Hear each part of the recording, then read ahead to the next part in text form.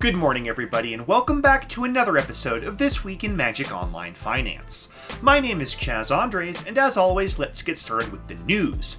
And of course the big news this week is that Throne of Eldraine is not only live on MTGO, but we've had a couple of days to see the prices settle in and watch what's been happening. And even though the new standard metagame is in quite the state of flux, we can actually start to get a really good sense of which cards are rising to the top and which are sinking to the bottom. Right now, there are actually only 4 cards in Throne of Eldraine that are selling for at least 10 tickets on Magic Online.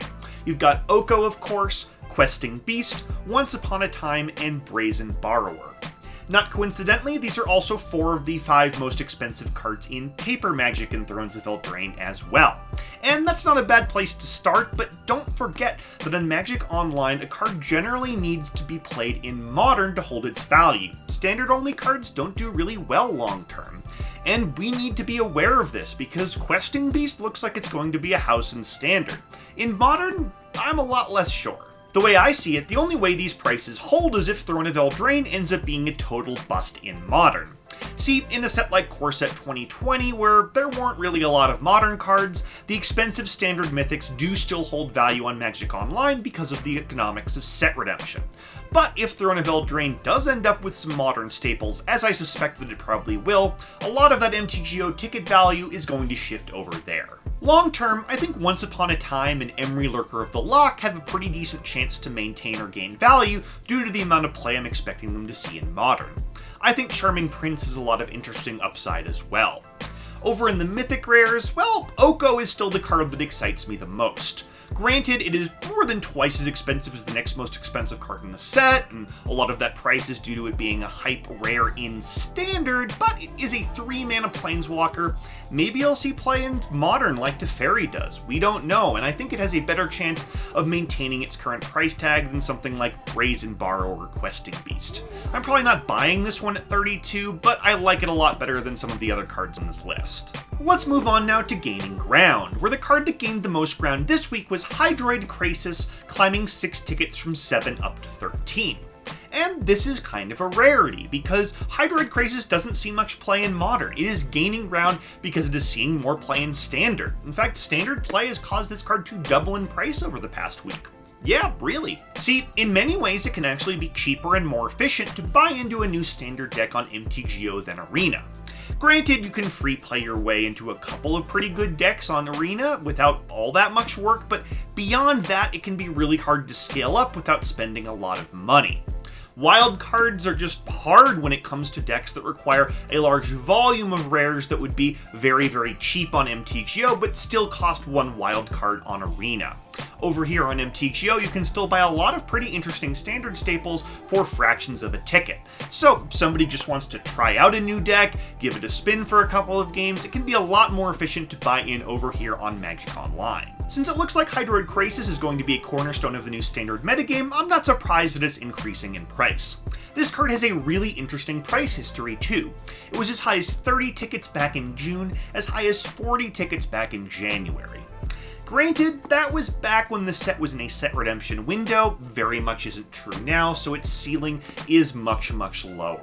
Honestly, because this one doesn't see play in Modern, I expect it'll end up back below the 10 ticket mark at some point soon, but over the next couple of weeks it might gain or lose value depending on how much play it's seeing in Standard, simply because people want to test the deck out here on MTGO. Over in Modern, Giver of Runes was the biggest gainer of the week, climbing 4 tickets from 11 up to 15. And honestly, this gain is just the card actually gaining back the 4 tickets it lost last week, but that's just a blip on the radar. Giver of Runes had been increasing in price for weeks now, it was even my sneak of the week a few weeks back, and I was actually pretty surprised to see how hard it dropped last week. It didn't seem based on anything. So this price has recovered. It was honestly one of the only Modern cards that actually did gain value this week because the Modern index overall is down.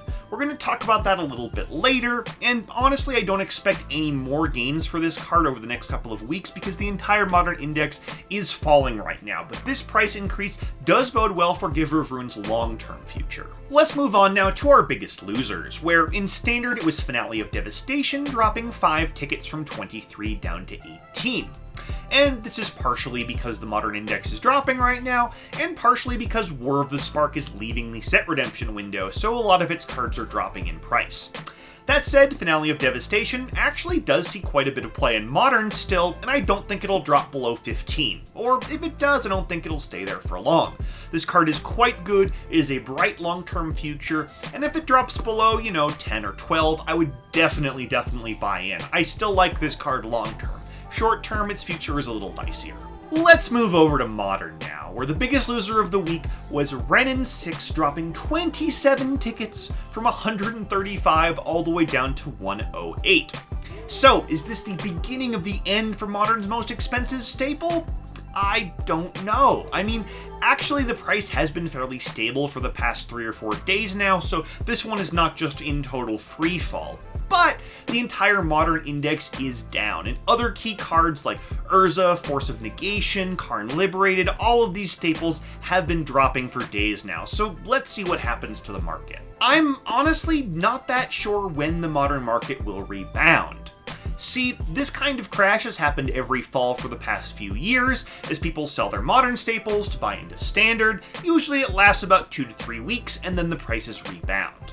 Last year, however, this crash lasted for months and months and caused the biggest panic in the history of Magic Online. Will that happen again? I don't think so. I think that was a one-time thing because people saw that Arena was here and were freaked out that MTGO was going to be dead, and well, we know that's not true now. But honestly, I still can't say because last year's crash was so impactful. So right now, we're just gonna have to wait and see.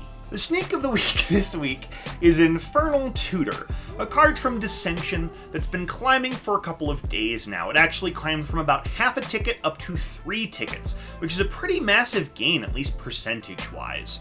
This card doesn't see a ton of play outside of Legacy, but its supply is very low. It was only printed once many years ago, and the sky is kind of the limit here. This card was actually 50 tickets back when Amonkhet was released. Do I think it's going to hit 50 tickets again? No.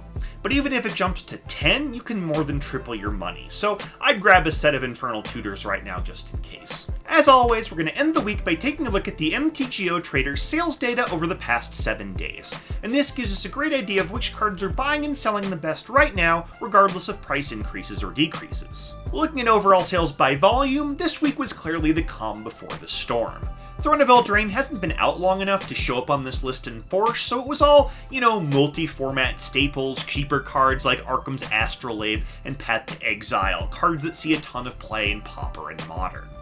In terms of rares, Flooded Strand was the best-selling rare of the week, but I don't think that one's going to budge very much. It's been really stable in the 6-ticket range for quite some time now, and honestly a lot of these good rare lands have showed up on this bestseller list in the past without seeing any commensurate increase in price over the coming weeks, so you can safely ignore this one for now unless you really need a copy or two. In terms of overall sales by price, it was Wrenn 6 followed by Force of Negation yet again, despite the fact that these were the 2 biggest losers of the week financially by quite some margin. What this tells me is that these cards lost a lot of value primarily because they were very expensive and because the overall Modern Index is down, not because the metagame is shifting away from either Wrenn 6 or Force of Negation. I still think these cards are going to keep dropping in value during this bear market as the focus of the Magic community moves back towards Standard, but I will tell you when to buy in, because honestly, long term, I still like both of these cards a lot. And that's all I've got for you this week. Thank you so much for joining me. My name is Chaz Andres, and I will see you again next Monday morning for another episode of This Week in Magic Online Finance.